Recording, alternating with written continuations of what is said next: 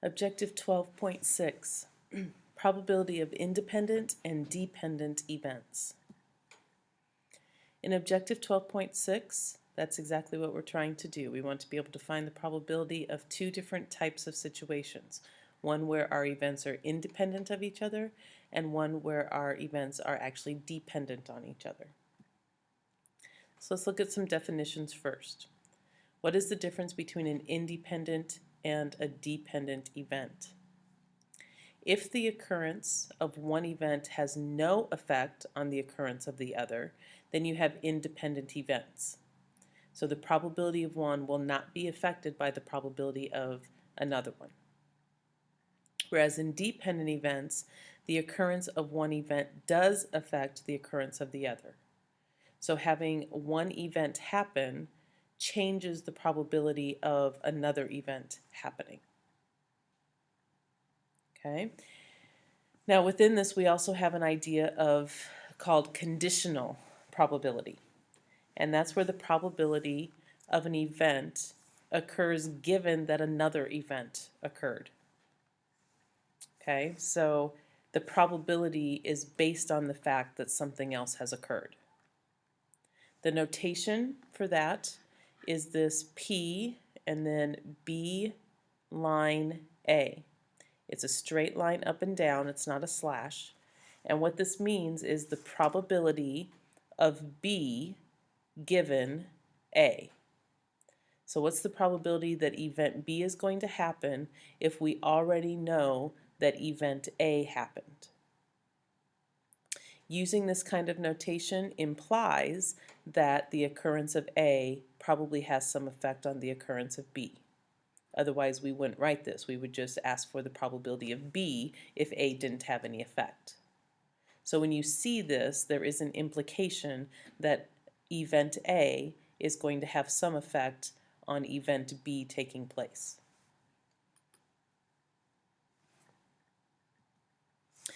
The formulas for independent events are pretty simple.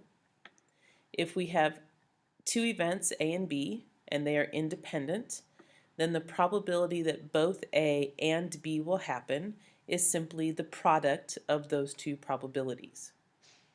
And this should kind of make sense because this goes along a little bit with our counting principle. When I wanted to know how many ways I could get both a meat choice and a bread choice in my sandwich, I multiplied the number of ways to get meat times the number of ways to get bread. Well, we're kind of going on that same idea, but with probability now. So if I want to know the probability of getting both A and B to happen, then I just take the probability of A times the probability of B to find that out. So that's if we have independent events.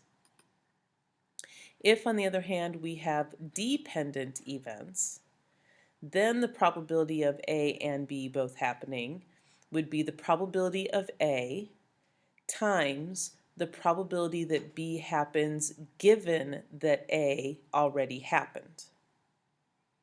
Okay, so A is going to affect the probability of B happening, and so whatever that new probability would be, based on the fact that A has already happened, that's what we need to multiply by here.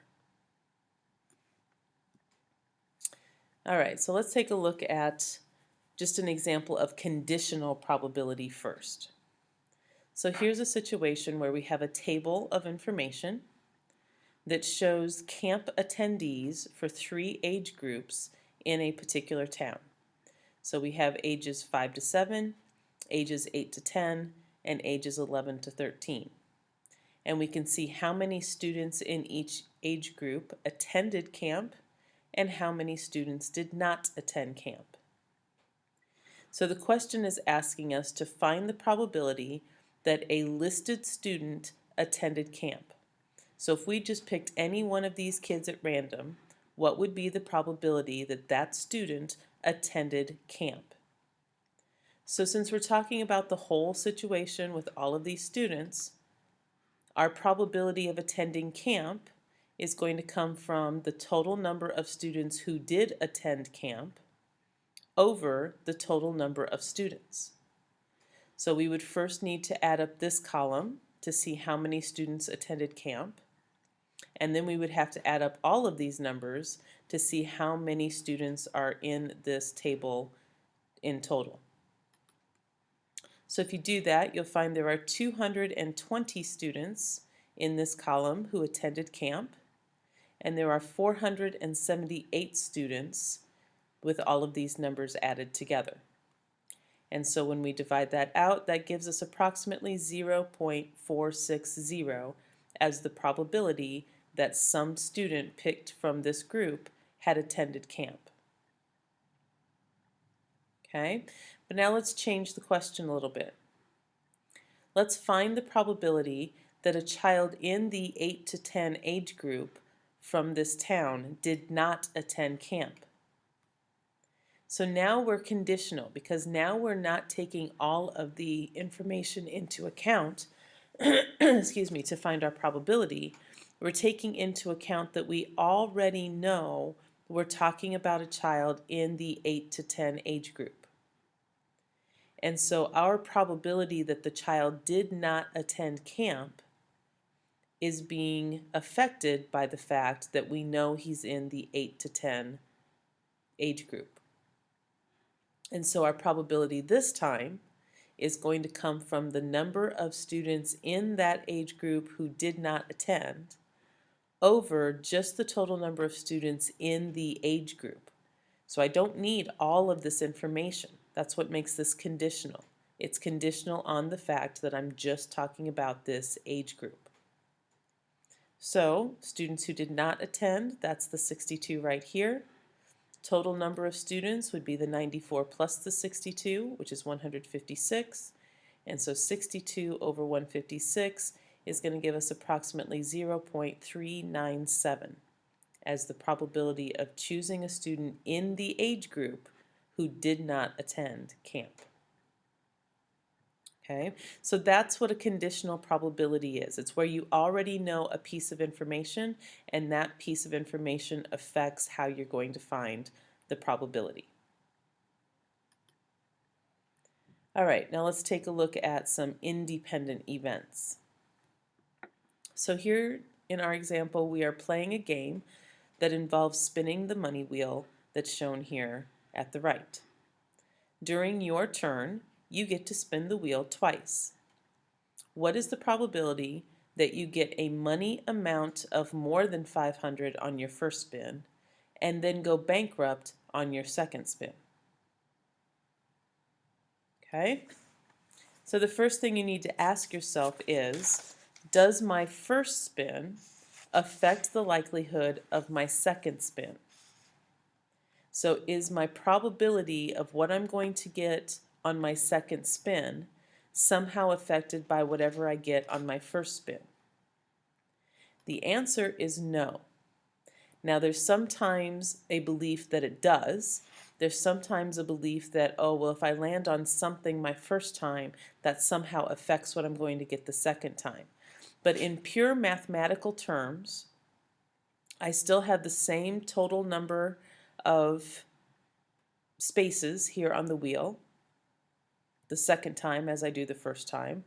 All of the numbers and spaces remain the same label each time, and so there's no effect, which makes this an independent event. So my two spins, do not affect each other, and these are independent events. So the probability then of getting greater than 500 on one spin and then getting a bankrupt on the next spin is simply the product of what's the probability of getting greater than 500 and what's the probability of getting a bankrupt. So if we count up the total number of spaces here on the wheel, we find that there are 24 total spaces, and 9 of those have an amount that is greater than 500. Notice it is strictly greater than, so the space with the actual 500 on it, which is right there, does not count as one of my spaces because it is not greater than 500. But anything like 850, 1,500, 750, 1,000, 550, all of those are the spaces that we count to get 9 over 24. The bankrupt is labeled on 2 of those 24 spaces, and so that's the probability for the bankrupt. And so now if I multiply this out and then divide to change it into a decimal, my likelihood of spinning more than 500 on my first spin and then a bankrupt on my second spin is about 0.03125. Okay, so the chances aren't real great. You've got about a 3% chance that that's going to happen. Okay. Now, what about this situation? You randomly select 2 cards from a standard 52 card deck. What is the probability that the first card is not a face card and then the second card is a face card if you replace the first card back into the deck before you draw the second card? Okay, so if I'm going to replace the first card back into the deck before I draw my second card out, is that going to be independent events or dependent events?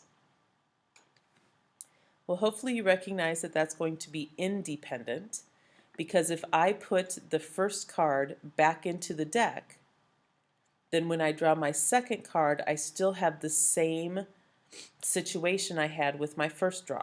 I still have the same number of cards in the deck. They're all the same cards I have to choose from. So the first draw has no effect on the second draw if I am replacing the card. So these are independent events, and I can figure this out using the independent formula. So the probability of not a face, then getting a face after that, is simply the probability of not getting a face times the probability of getting a face. So there are 40 cards which are not face cards. So 40 over 52 is the probability of not getting a face card, while there are 12 cards that are face cards. So 12 over 52 is the probability that I would draw a face card. When I multiply those two together and then change my answer to a decimal, I get about 0.178 as the likelihood of this happening. Now, let's take the same situation, but this time, after I draw the first card, I am not going to replace it. Would these events be independent or dependent? Now I have a dependent situation, because if I do not replace the first card, then when I go to draw my second card, my situation is different. So I'm still looking at the same thing here in terms of getting the probability of not a face card and then a face card. But what I need to multiply is the probability of not getting a face and then the probability of a face card given that I got a non-face card on this first draw. And where that affects my probability is right here. If I do not replace my first card, then I don't have 52 cards to choose from anymore. I only have 51 cards to choose from. Now, since my first choice was not a face, if I accomplish that on my first draw, if I draw a card that's not a face card, that doesn't affect how many face cards are left. So I still have the 12 up here on the top in this case. But this number on the bottom is what's going to change, because now I only have 51 cards to choose from, and that changes the probability of getting a face card on my second draw. Okay, so that's why this would be considered a dependent event, because by keeping that first card out, I'm changing the likelihood of my second event happening. And again, when I multiply this out and then get my decimal for it, I get approximately 0.181. So if we compare that to my previous answer, oops, sorry, let's go back here. I had a probability of 0.178 compared to the probability of 0.181. So I have a slightly better chance of getting not a face card and then a face card if I keep my first card out. Okay, but that's the difference between dependent and independent. All right, one more situation here. This is kind of taking the idea of independent and dependent and expanding on it a bit. Excuse me. And so when we do this, we're going to read this problem and realize there's a lot of information here that needs to be sorted through so that we can get to the answer we're looking for. And so sometimes the best way to sort that kind of information is with a tree diagram. So let's read through our problem here first. In one U.S. city, 95% of the students in school graduate from high school.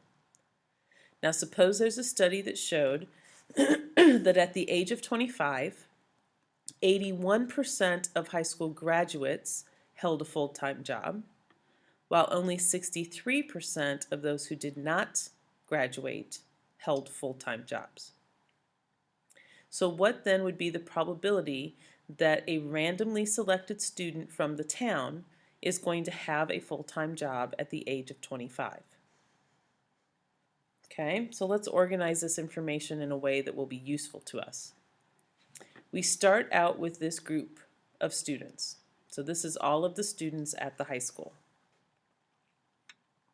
Those students can be divided into two groups: those who graduate and those who don't graduate. And according to our information, we're told that in this particular town, 95% of their students graduate. So we're labeling this path with the probability, with the likelihood that students graduate, and that's the 0.95. That also then means that we have 5% of students who do not graduate. So we're also going to label this path with that fact. Now, each of these two groups can also be divided into two groups based on whether they hold a full-time job or whether they do not hold a full-time job. So here are the graduates who have full-time jobs or not full-time, and here are the non-graduates with full-time jobs or not full-time. And again, going back to our information, we're told 81% of graduates hold a full-time job when they're 25. So again, we're going to label that path with that probability. We're also told that of the non-graduates, 63% hold a full-time job. So that's the path that will get labeled with our 63. That also means that we can then figure out what percent do not hold full-time jobs. So of the graduates, if 81% hold full-time jobs, then that means 19% do not. And of the non-graduates, if we have 63% that have a full-time job, then that leaves 37% who do not. Now, when it comes to finding the probability that these things happen, we cannot just take what's on this last path. We are actually trying to find the probability of these two events happening. And so we've got graduate and full-time job, graduate and not full-time job. And so we need to multiply these probabilities together. So if I take the 0.95 here times the 0.81 here, then I get a 0.7695, which is the probability of choosing a student who is a graduate and has a full-time job. If I continue to do that, the 0.95 here times the 0.19 here gives me the probability of getting a graduate and not a full-time job. Taking the 0.05 here times the 0.63 here, I'll get the probability of getting a non-graduate with a full-time job. And the 0.05 there times the 0.37 there gives me the probability overall in the whole situation of non-graduates without a full-time job. Okay, so each of these numbers represents the entire path from student to the end by multiplying the two probabilities together. Now, if we go back to the question, we were asked, what is the probability that a randomly selected student from the town will have a full-time job at age 25? Well, since we have two different paths that lead to full-time jobs, we have to consider both of them to come up with our final answer. And so if I add the 0.7695 from graduates with full-time jobs and the 0.0315 from non-graduates with full-time jobs, I get an overall probability of 0.801. So based on this, you would expect about 80% of the students in this town, when they get to the age of 25, should have a full-time job. Okay, so the tree diagram helps you to organize this information, and then once it's organized, in order to get actual probabilities for the overall situation, you just multiply the probabilities of the branches that get you through the path that you're looking at. Okay, and then take and add together whichever probabilities give you what you ultimately want. All right, so that should get you through the information you need for the 12.6 practice. Don't forget to go do the quick quiz before you work on the practice. If you are watching this on the website, then make sure you go back to the Mentor Mob to take the quick quiz. If you're on the Mentor Mob, then just click on the next step and it'll be right there. Then you can complete your 12.6 practice, get it checked off by me, and then start working on your practice quiz 12B so that you can prepare for your next quiz. If you have any questions, don't hesitate to ask during our next class. We'll see you then.